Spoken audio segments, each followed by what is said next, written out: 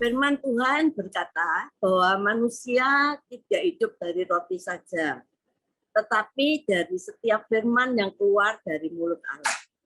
Saudaraku, langit dan bumi akan lenyap, tetapi firman Tuhan itu kekal untuk selamanya. Kita yang sudah dipilih dan dipanggil oleh Tuhan, hendaklah hidup kita tetap di dalam Dia, harus berakar di dalam Dia, dibangun di atas Dia. Hendaklah kita bertambah teguh dalam iman yang telah diajarkan kepada kita, dan hendaklah hati kita terus melimpah dengan syukur. Saudara, hidup kita mau tidak mau harus diisi sungguh-sungguh untuk belajar firman Tuhan sebagai makanan rohani kita. Tubuh kita kalau tidak makan saja, maka akan lemes ya dan bisa pingsan.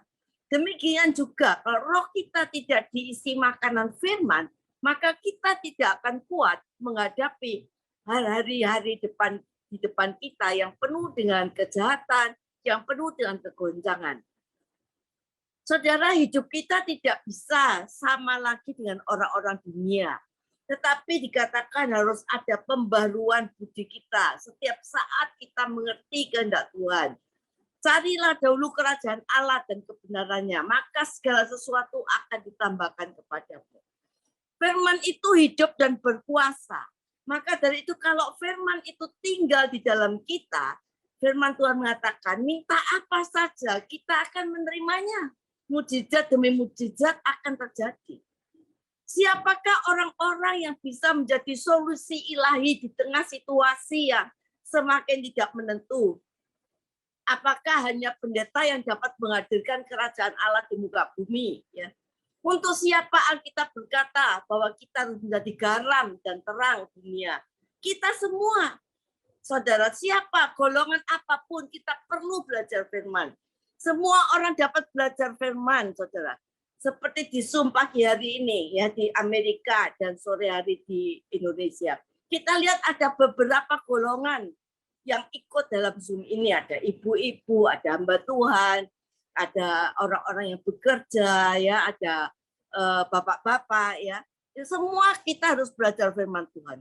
Siapa saja, golongan apa saja yang belajar firman Tuhan? Yang pertama, itu kaum profesional, para pekerja, ya, baik itu bekerja di kantoran, bekerja di mana, pokoknya semua para pekerja. Saudara, kita tahu bahwa para profesional, para pekerja, baik itu bekerja di kantor, bekerja di mana saja, adalah mereka yang mengalami adanya kesibukan-kesibukan tertentu yang menjadi sebuah alasan sehingga mereka akan berkata, wah, saya nggak ada kesempatan, saya nggak ada waktu untuk harus belajar Alkitab. Kita harus bisa memiliki waktu untuk belajar Alkitab di tengah-tengah tuntutan kesibukan pekerjaan. Karena dampaknya sangat besar dan nyata. Memang yang pasti begini, ketika para pekerja, ya, orang yang profesional, baik yang di kantor dan sebagainya, punya jam kerja yang sangat fix dari pagi sampai sore. Mereka justru hanya perlu mendisiplin diri. Mereka itu perlu mengambil waktu-waktu kosong dan senggang untuk mereka bisa belajar firman Tuhan. Saudara, tumbuhkan rasa haus dan lapar dalam batinmu sehingga dengan mendisiplin diri mereka bisa belajar firman Tuhan dengan lebih mudah. Sekarang semua bersifat digital, online, ya. Kita banyak ya anak-anak muda tentu pandai mendownload dan mendengarkan materi-materi yang tersedia sehingga waktu belajarnya lebih fleksibel. Dengan mendisiplin diri untuk belajar. Jangan sampai si jahat mendistrak kita. Wah, kamu kan capek, ya. Pastikan saudara belajar membangun pengenalan akan Tuhan yang sehat, yang akurat, karena ini menjadi fondasi adanya penyertaan Tuhan dalam hidup kita. Banyak yang berkata, aku kan capek, saya sibuk kerja, saya nggak bisa memiliki waktu untuk belajar Alkitab. Saudara, ini salah satu daripada cara si jahat untuk mendistrak kita agar kita jauh dari Tuhan. Ayo mulai ubah perkataanmu dengan berkata, aku punya waktu untuk belajar Alkitab. Aku rindu mencari Tuhan lebih dan lebih lagi. Aku harus membangun pengenalan akan Tuhan dan sungguh-sungguh membangun fondasi dan penyertaan Tuhan di dalam diriku. Contohnya Yusuf, disertai oleh Tuhan. Maka apapun yang Yusuf lakukan, dikatakan, dibuat Tuhan berhasil. Tuhan berkehendak untuk hal yang sama juga terjadi di dalam kehidupan kita. Kita cuma perlu apa? Mendisiplin diri, mengambil waktu kosong untuk firman Tuhan. Ya, jadi kita harus punya komitmen pendisiplinan diri untuk mempersiapkan waktu dan ada rasa hati yang haus dan lapar akan kebenaran, itu yang kita perlu bangkitkan.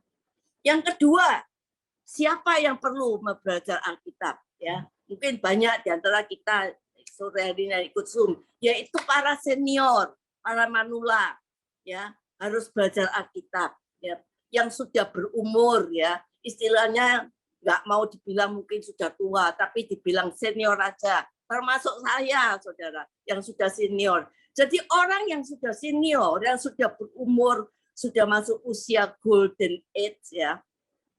Ini jangan kemudian berpikir, wah saya sudah tidak bisa belajar firman. Gampang lupa, baru baca sebentar sampai bawah sudah lupa. Saudara, ini adalah tipu daya si jahat. Saya dorong, pastikan kita yang mungkin sudah mulai masuk usia tua, golongan-golongan senior, golden age, pastikan kita terus mau belajar firman Tuhan. Apa tujuannya? Yang pertama ya, kita kalau belajar firman Tuhan, itu yang pertama yang aslinya ya kelihatan nyata. Itu tidak mudah pikun, saudara. Saudara, dan juga memiliki kecerdasan dan ketajaman berpikir, tidak mengalami penurunan. Saudara. Banyak orang tua itu kan mengalami penurunan. Malah kita kalau belajar firman Tuhan, kita memiliki pikiran Kristus. Pikiran dan hati terus fokus hanya Tuhan dan firman-Nya. Akhirnya menjadi apa? Kita penuh hikmat. Saudara, juga untuk bapak-bapak senior, kalau kita mengisi hidup kita dengan firman, maka dia tidak akan menjadi seorang yang jahat. Dia akan menjadi seorang yang tidak bercacat. Ya, bapak-bapak senior kalau mengisi hidupnya dengan firman, dikatakan dia akan menjadi suami dari satu istri, ya, bukan banyak istri, satu istri. Dapat menahan diri, bijaksana, sopan, cakap mengajar orang, bukan pemarah, melainkan ramah. Seorang kepala keluarga yang baik dan disegani, dihormati oleh anak-anaknya. Saudara, orang yang tidak belajar firman, saya yakin dia akan mengondisikan hati dan pikiran mereka dengan dikit-dikit khawatir, dikit-dikit takut. Karena apa? Mereka tidak belajar firman. Kita akan menjadi orang-orang yang menularkan iman, ya, menjadi terang, menjadi garam. Seperti neneknya Timotius. Ini nenek Timotius namanya Lois, yang mendidik Timotius menjadi rasul di usia muda. Justru neneknya, ya, orang sudah di golden age, usia senior, saudara. Kalau istilah nenek itu dikatakan namanya neneknya Timotius, pasti sudah golden age. Saya yakin saudara terlepas dari berapa usia, Tuhan akan tetap bisa pakai kita. Saudara, malah saya mendapati makin senior usia seseorang, maka katanya itu didengar karena mereka dianggap sebagai sosok pribadi yang sudah makan asam garam. Jadi kata-katanya itu banyak didengar. Ini bukan makan asam garam lahiriah, tapi kita makan asam garam surgawi. Sehingga saudara dalam berkata-kata, kita menyampaikan sesuatu, baik untuk anak-anak kita, cucu kita, orang-orang di sekitar kita, semuanya full dari firman Tuhan, dan full merupakan pikiran Kristus. Ya, saya mendorong saudara semua, walaupun mungkin sudah berkata, saya ini sudah senior, sudah tua, stop, berhenti mengatakan sudah tua. Ada banyak perkara besar yang Tuhan akan tanam dalam hidupmu. Semua orang bisa belajar Alkitab, anak muda, ibu rumah tangga, pekerja kantor. Karena dengan kita belajar Alkitab, dikatakan kita dipersiapkan untuk supaya kita itu menjadi berkat, ya. Menjadi berkat bagi orang lain. Karena dalam belajar Alkitab kita dipersiapkan menjadi sekumpulan sebagai umat Tuhan yang kuat, yang tidak tergoncangkan menghadapi peristiwa-peristiwa akhir zaman ini. Sebagai anak-anak Tuhan berdiri teguh di tengah-tengah goncangan yang terjadi pada akhir zaman. Saudara, selain anak-anak muda, para pekerja, bapak-bapak, ya, para senior, manula, ya, yang sudah berumur golden age, juga saya perlu yang apa? Yang harus belajar Alkitab. Ibu-ibu rumah tangga, saudara. Ibu-ibu rumah tangga ini harus selalu belajar Alkitab, saudara. Mungkin sebagai ibu rumah tangga itu sibuk ya dengan berbagai macam urusan dalam keluarga, mengurus anak, mengurus suami, mengurus rumah, dan melakukannya berbagai macam kesibukan, apalagi di Amerika, saling bekerja sendiri semuanya. Sepertinya kita tidak ada waktu lagi. Sepertinya ya kita sudah capek. Waktu ada senggang, kepengennya rileks, ya nonton TV, ya nonton film sambil ngemil, kepengennya gitu. Tapi ayo saya dorong saudara-saudara, ibu-ibu untuk belajar Alkitab. Ya, saudara, jawabannya apa supaya kita belajar Alkitab?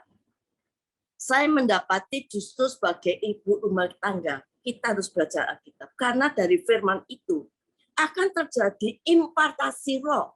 Suatu pekerjaan kuasa firman yang akan mentransformasi kehidupan kita kepada keluarga sekitar kita dan orang-orang di sekitar kita. Ibu-ibu rumah tangga orang percaya tidak pada tempatnya sama seperti ibu-ibu rumah tangga yang ada di sekitar kita di dunia ini. Kalau kebanyakan ibu rumah tangga, kalau ada tantangan, ada masalah, mulai bingung, khawatir, takut, wah itu ibu-ibu hampir bisa dibilang tidak bisa diam, ngomel dan bersungut-sungut. Karena mungkin ada banyak kebutuhan kadang-kadang yang suami tidak memenuhi, akhirnya juga bisa ngomel. Beda kalau orang percaya atau ibu-ibu rumah tangga yang mau belajar firman Tuhan, kita Petrus menegaskan bahwa seorang istri, perhiasanmu adalah yang tidak binasa, yang menaruh pengharapan kepada Allah. Sebagai ibu rumah tangga, engkau akan mewarisi roh yang lemah lembut dan tentram. Yang dimaksud roh yang lemah lembut itu berbicara tentang kekuatan dan keperkasaan secara rohani. Saudara, wujud konkretnya seperti apa sih? Coba ya, umpamanya, walaupun kita melihat ada ketidakjelasan, ketidakakuratan di dalam diri anak kita atau suami kita, maka sang ibu ini enggak terus gampang ngomel, tapi sang ibu ini dengan penuh kasih, penuh ketekunan, membimbing anak-anak dengan penuh ketekunan untuk berjalan di dalam kebenaran. Karena apa? Karena dia mempunyai simpanan kebenaran di dalam hidupnya, karena dia belajar firman Allah. Sehingga dikatakan tanpa perkataan di dalam kitab Petrus, seorang ibu ini bisa memenangkan para anggota keluarganya, baik itu anak, suami, hanya dengan melihat kelakuan istri atau ibunya. Saudara, Timotius ini adalah hasil produksi keluarga, dalam hal ini neneknya Lois, tadi yang saya berkata, neneknya jadi orang yang sudah golden age, dan juga dari ibunya Eunike yang cinta Tuhan. Sehingga dalam usia yang muda, Timotius ini bisa memiliki kualitas hidup yang spesial, kualitas hidup yang istimewa. Sehingga Paulus mengambil dia dipoles sedemikian rupa menjadi seorang rasul muda. Jadi kalau ibu rumah tangga mau belajar firman, dia bukan cuma hanya mewarisi roh yang lemah lembut, tapi juga roh yang tentram. Dan ini akan bisa membahagiakan orang di sekitar rumahnya, suami dan juga anak-anaknya.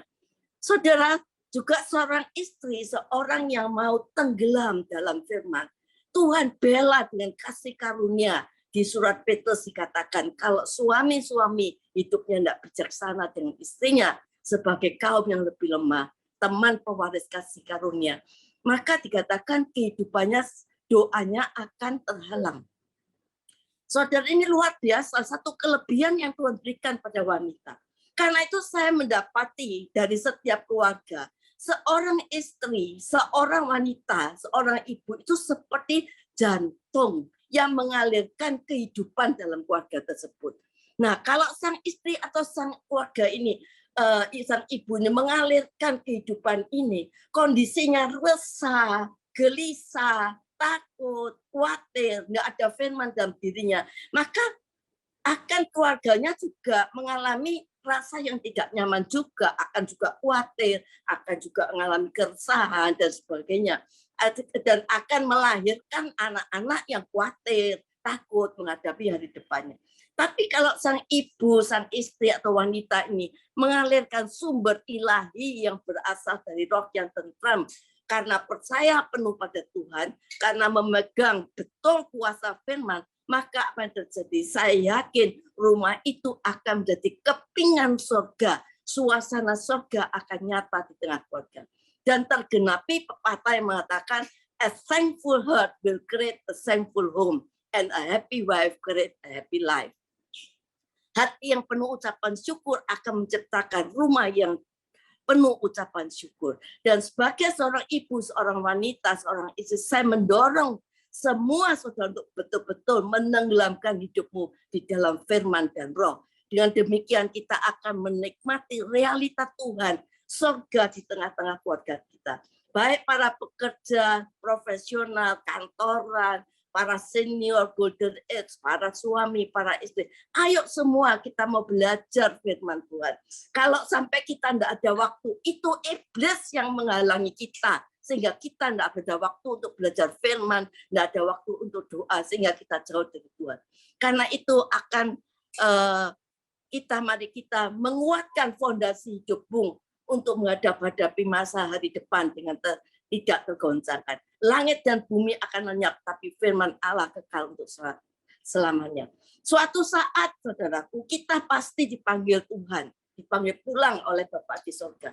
Warisan apa yang kita tinggalkan untuk anak cucu dan keturunanmu? Warisan harta di dunia bisa lenyap.